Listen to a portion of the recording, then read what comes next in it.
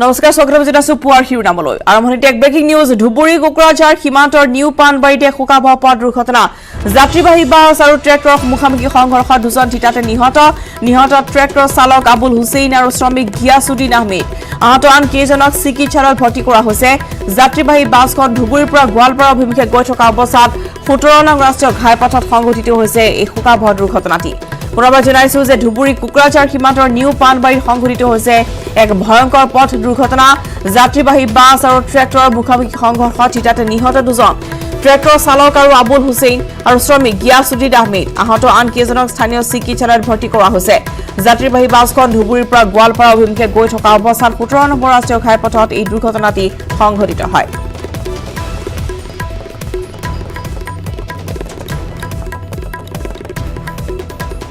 এক পথ দুৰ্ঘটনা সংঘটিত হৈছে ধুবুৰী কোকৰাঝাৰ সীমান্তৰ নিউ পানবাৰীত যাত্ৰীবাহী বাছ আৰু ট্ৰেক্টৰৰ মুখামুখি সংঘৰ্ষ দুজন নিহত ট্ৰেক্টৰ চালক নিহত হৈছে আবুল হুছেইন আৰু আনজন হৈছে শ্ৰমিক গিয়াছুদ্দিন আহমেদ আহত আন সকলক চিকিৎসালয়ত বৰ্তমান ভৰ্তি কৰা হৈছে আৰু ইতিমধ্যে মুখামুখি হোৱা সংঘৰ্ষত বহু সংখ্যক লোক আহত হোৱা বুলি জানিব পৰা গৈছে যাত্ৰীবাহী বাছখন ধুবুৰীৰ পৰা গোৱালপাৰা অভিমুখে গৈ থকা অৱস্থাতে 17 নম্বৰ ৰাষ্ট্ৰীয় ঘাইপথত এই দুৰ্ঘটনাটি সংঘটিত হৈছে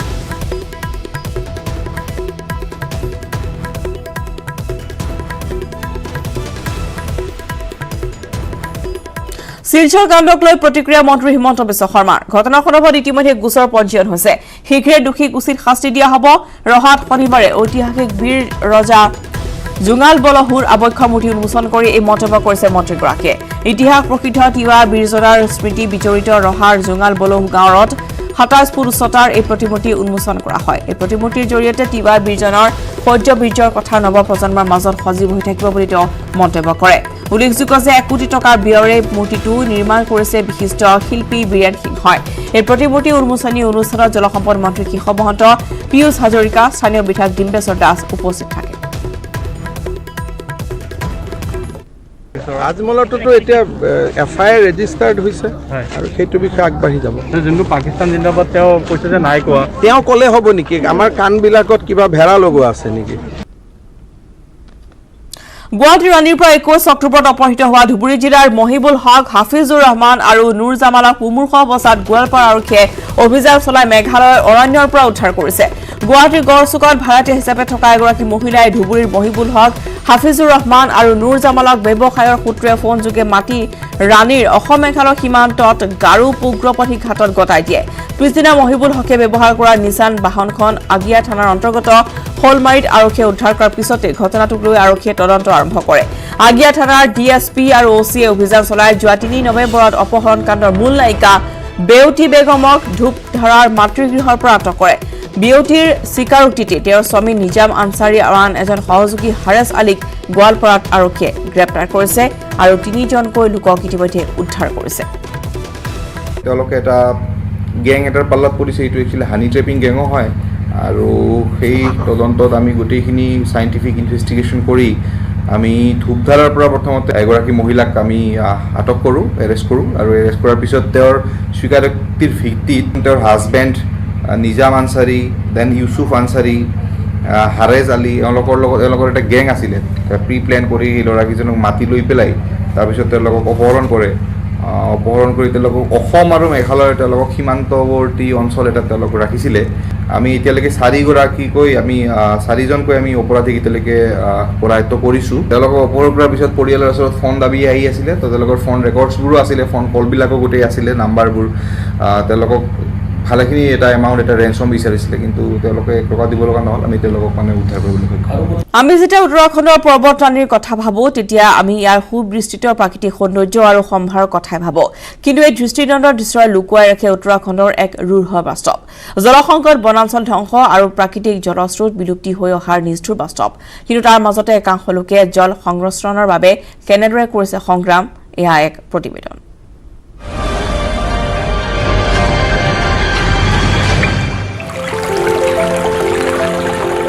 जो हमारे यहाँ पर स्प्रिंग्स थे they were maintain by the traditional knowledge जो ट्रेडिशनल प्रैक्टिसेस थी कभी भी उसमें सीमेंट वगैरह नहीं लगता था ओवर टाइम क्या हुआ कि उसमें रिपेयर वगैरह के नाम पे सीमेंट लगा lot of them got choked due to that Chirag ने भी जब शुरू किया हम लोगों ने कुछ इंटरवेंशंस किए तो कुछ जगहों पे पानी बढ़ा कुछ पे नहीं बढ़ा. Then we approach different technical agencies. IIT Roorkee, एक्वाडैम, जियोलॉजी एक्वाडैम ने हमको सिखाया. हमने जो हमारी नॉलेज, ग्राउंड नॉलेज थी, जो ट्रेडिशनल नॉलेज थी और जो एक्वायर्ड नॉलेज थी, उसको हमने एक पूल करके एक मेथोलॉजी बनाई. और उसी चीज़ को जो हमने सीखा तो हमने उसको ट्रांसफ़र किया कम्युनिटी को. पहले हमें पानी कैसे बचाना, हम सोचते हैं बरसात होती है तो पानी बढ़ जाता है, तो ऐसा पता नहीं था कि कैसे बढ़ता है, क्यों बढ़ता है, कैसे सूखता है, ये जानकारी नहीं थी. तो हमारा जो नौला में था, इसमें सबसे नीचे जो सीढ़ी है उसमें पानी पहुंच गया था. तो उसके बाद हमारे गांव के पुरुषों ने जो है चिराग संस्था को लिख प्रस्ताव दिया. कम्युनिटी को एक तो टेक्निकल नॉलेज है, उनके पास स्किल है कि उसको कैसे मैनेज करना है, मेंटेन करना है, और उनके पास रिसोर्सेज हैं. तो ये सब चीज़ें मिलने के कारण ये जो है सक्सेसफुल रहता है. हम लोग वाटर क्वांटिटी की बात भी करते हैं और वाटर क्वालिटी की भी बात करते हैं.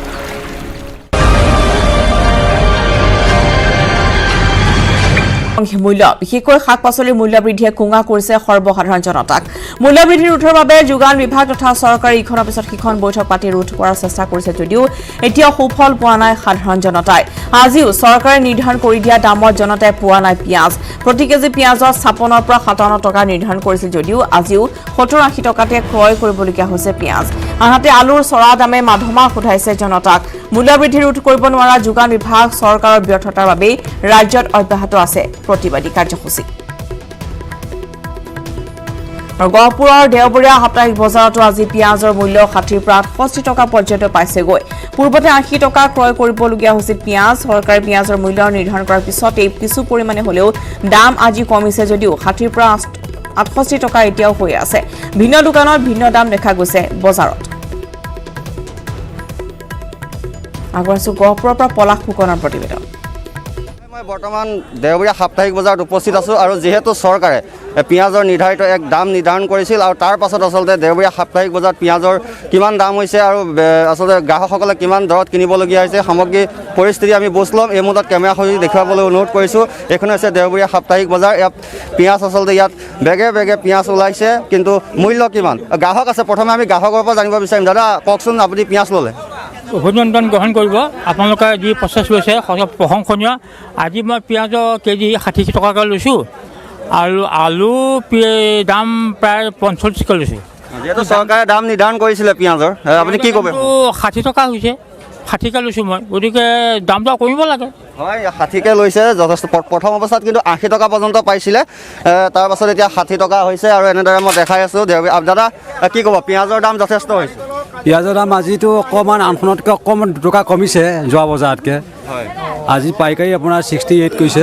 68 হয়, নিশ্চয় এনেদৰে কোনোৱে 60ত কিনিছে, কোনোৱে হয়তো 68 টকা এনেকৈ পিঁয়াজ ল'বলগীয়া হৈছে. এনেদৰে দেখাই আছোঁ সামগ্ৰিক পৰিৱেশ, এই গহপুৰ দেওবৰীয়া সাপ্তাহিক বজাৰৰ পৰিৱেশ. দাদা কওকচোন, যিহেতু পিঁয়াজৰ দাদা অকণমান এফালে চাব, যিহেতু পিঁয়াজৰ অত্যাধিক মূল্য বৃদ্ধি হৈছে, আজি কেনেকুৱা চলিছে পিঁয়াজৰ? পিঁয়াজৰ এইটো সময়ত দাম হয়, এইটো এতিয়া ৰোৱা সময়টো, এইটো মই নিউজ বুলি কোৱা নাই. এতিয়া ৰোৱা ট্ৰাকে পিঁয়াজ ৰুই দিয়াৰ পিছততো কমি যায় নহয় পিঁয়াজটো. হয়, নিশ্চয় এনেদৰে বিভিন্নজনে বিভিন্ন ধৰণৰ মত প্ৰকাশ কৰিছে. আচলতে দেখাই আছোঁ দেওবৰীয়া সাপ্তাহিক বজাৰৰ এয়া দৃশ্য. বিশ্বনাথ জিলাৰ ভিতৰতে বৃহৎ এখন বজাৰ আৰু এনেদৰে কিন্তু পিঁয়াজৰ অত্যাধিক মূল্যই আচলতে হাৰাশাস্তি কৰিছে, যিহেতু চৰকাৰে দাম নিৰ্ধাৰণ কৰিছিল. দাদা পিঁয়াজ কেইটকাকৈ বেচিছে? আপোনাৰ 60 টকা বেচি আছোঁ.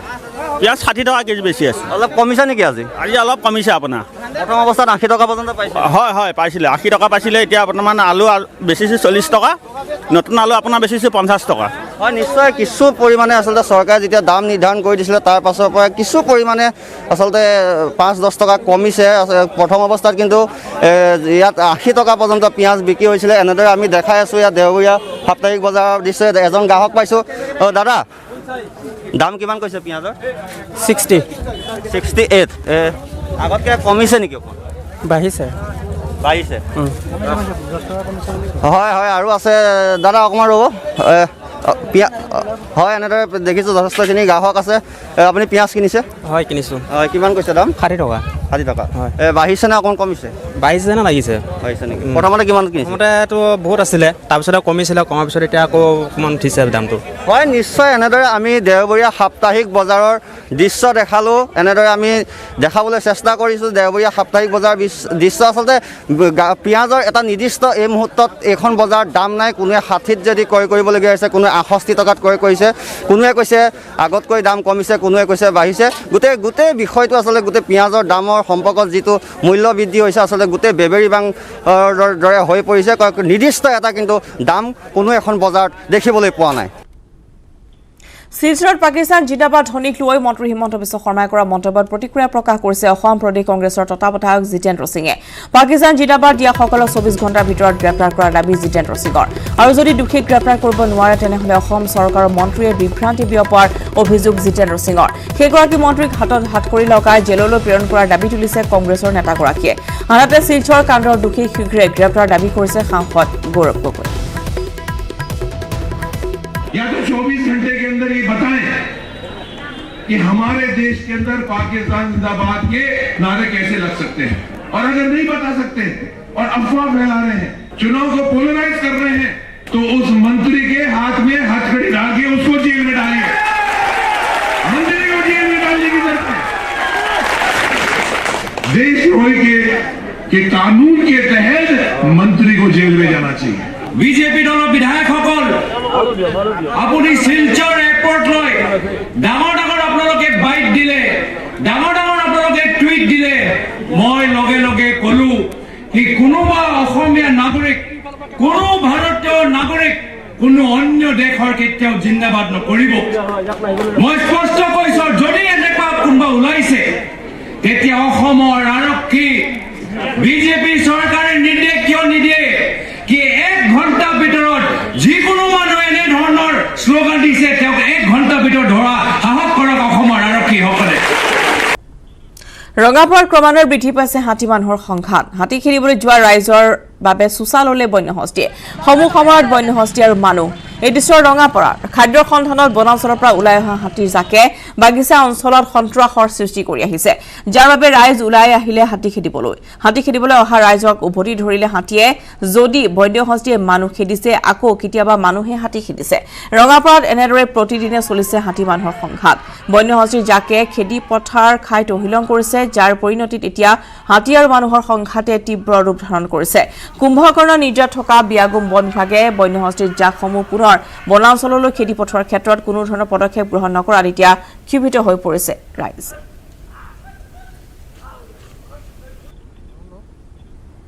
কাৰ্বি আংলং নগাঁও সীমান্তৱৰ্তী হাতীখলি ৰংহাং গাঁৱত হাতী বন্ধু নামৰ এটা স্বেচ্ছাসেৱী সংগঠনৰ পদক্ষেপ হাতীৰ লগত বন্ধুত্ব স্থাপনৰ চেষ্টা কৰিছে সংগঠনটোৱে বিগত বৰ্ষত প্ৰায় 200 বিঘা মাটিত বন্যহস্তীৰ বাবে খেতি কৰি সফল হোৱা পাছত এইবাৰ 600 বিঘা মাটিত বনৰীয়া হাতীৰ বাবে কৰিছে ধান ঔটেঙা নেফিয়াৰ ঘাঁহ কুম্ভীৰ আদিৰ খেতি লক্ষ্য মাথোন এটাই হাতী মানুহৰ সংঘাত ৰোধ কৰা উল্লেখ্য যে যোৱা বৰ্ষত হাতীখলি ৰংহাং গাঁৱৰ পাহাৰৰ দাঁতিত হাতীৰ বাবে 200 বিঘা মাটিত ধান খেতি কৰাৰ ফলত পাহাৰৰ হাতীয়ে সেই ধান খাই তহিলং কৰিছিল যাৰ ফলস্বৰূপে ভৈয়ামৰ ৰাইজে শান্তিৰে চবাব পাৰিছিল ধান খেতি যোৱাটো বৰ্ষৰ দৰে এইবাৰো হাতী মানুহৰ সংঘাত ৰোধ হোৱাৰ বাবে গুৱাহাটীৰ জ্যেষ্ঠ নাগৰিক প্ৰদীপ ভূঞাৰ পৃষ্ঠপোষকতাত আৰু চাপানালাৰ প্ৰকৃতিপ্ৰেমী যুৱক বিনোদ দুলু বৰা আৰু তেওঁৰ সহধৰ্মিনী মেঘনা ময়ূৰ হাজৰিকাৰ উদ্যোগত হাতীখলি ৰংহাংবাসীৰ সহযোগত 600 বিঘা মাটিত কৰা বিভিন্ন খেতিৰ বাবে ভৈয়ামৰ ৰাইজে শান্তিৰে চপাব পাৰিছে ধান লগতে প্ৰকৃতিপ্ৰেমী যুৱক বিনোদ দুলু বৰা আৰু মেঘনা ময়ূৰ হাজৰিকাই প্ৰায়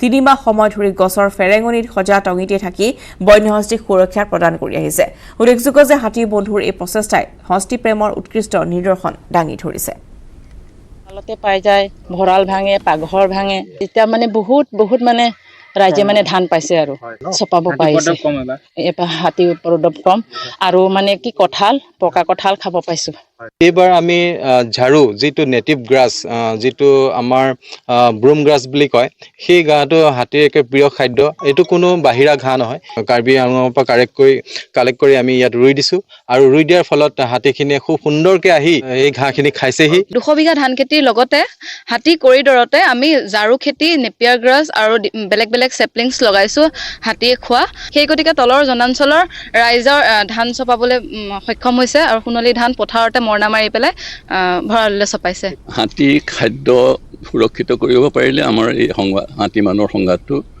কমিব। হাতীক মৰম কৰি পেলাই যদি আমি অলপমান তেওঁলোকৰ কাৰণে খাদ্য লগাওঁ, হাতী এই কথাটো বুজি পায়। হাতী খুব জ্ঞানী আৰু চব ঠাইতে য'ত সংঘাত হৈ আছে তাত যদি ৰাইজেও এনেকৈ আগবাঢ়ি আহি পেলাই ফৰেষ্ট ডিপাৰ্টমেণ্টৰ লগত মিলি পেলাই এইদৰে ডাঙৰকৈ খেতি কৰে হাতীৰ কাৰণে, মই ভাবোঁ যে হাতী আৰু মানুহৰ সংঘাত বহুত কমিব।